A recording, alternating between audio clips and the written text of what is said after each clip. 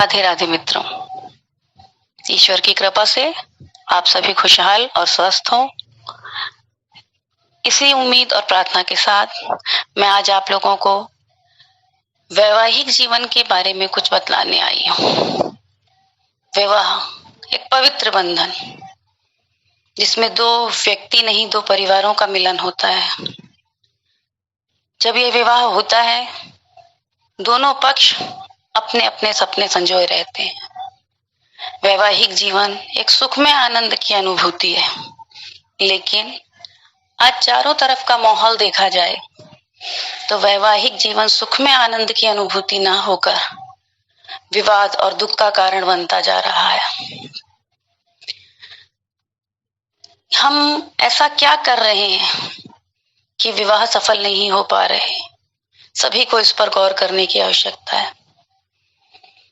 हमारे ज्योतिष शास्त्र में प्राचीन समय से ही वैवाहिक जीवन को सुखमय बनाने के लिए पति पत्नी के बीच प्रेम उपजाने के लिए ऐसे अनेक उपाय दिए गए हैं, जिनको अपनाकर हम अपने जीवन को सुखमय बना सकते हैं।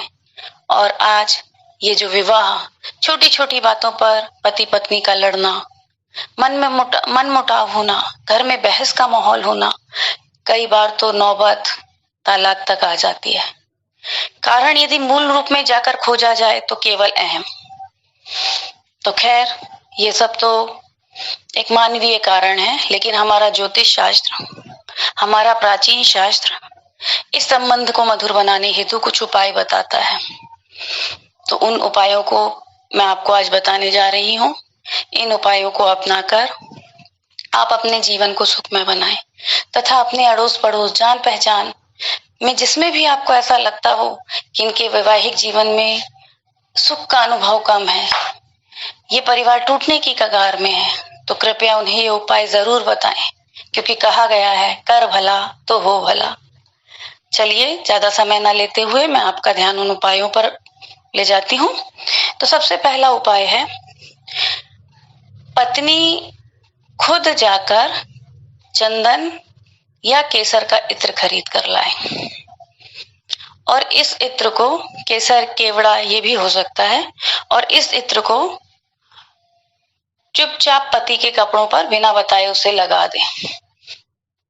और उस इत्र में से कुछ मात्रा शिव जी को भी इत्र की अर्पित करें और उनसे अपने वैवाहिक जीवन के सुखमय होने की कामना करें, प्रार्थना करें। प्रार्थना में बहुत शक्ति होती है। और कुछ इत्र अपने कमरे के चारों ओर छिड़क दें। ये क्रिया आपको पूर्णिमा या बुधवार को करनी है, और इत्र आपको शुक्रवार को खरीद कर लाना है।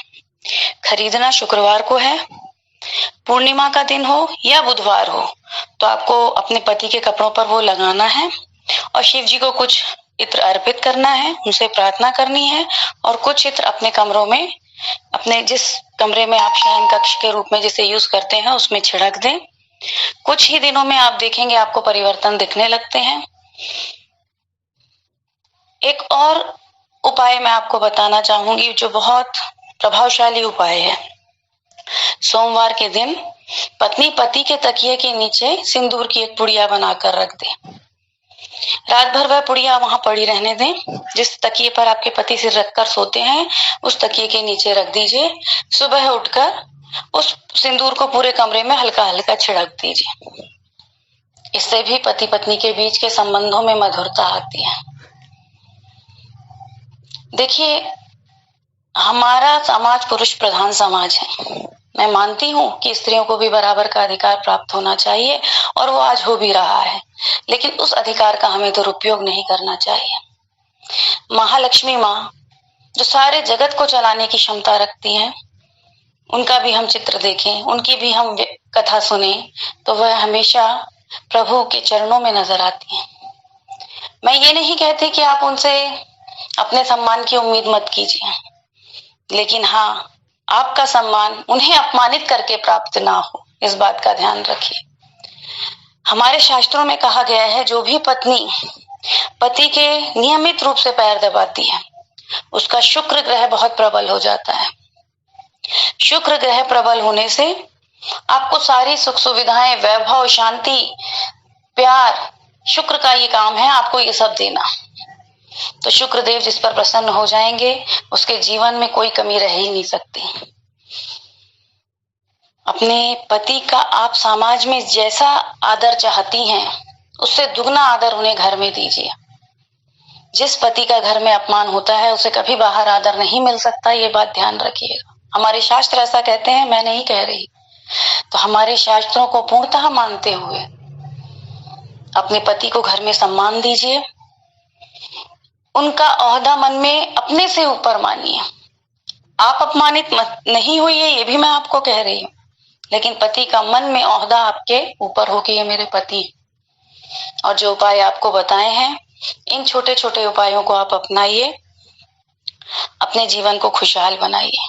और जीवन में यदि ज्यादा ही कुछ समस्याएं हैं तो गाय का दूध लीजिए शुक्रवार के दिन, उसमें साबूदाने की खीर बनाइए और उस खीर को पहले माँ दुर्गा को भोग लगाइए। माँ दुर्गा का एक मंत्र, देहि सौभाग्यम आरोग्यम, देहि में परमम सुखम, रूपम देहि जयम देहि यशो देहि दिशो जयी। इस मंत्र का 11 बार पाठ कर लीजिए। मंत्र एक बार फिर बोल रही हूँ, देहि सौभाग्यम आरोग्यम, देहि में परमम सुखम, रूपम देहि जयम देहि यशो देहि दिशो जयी।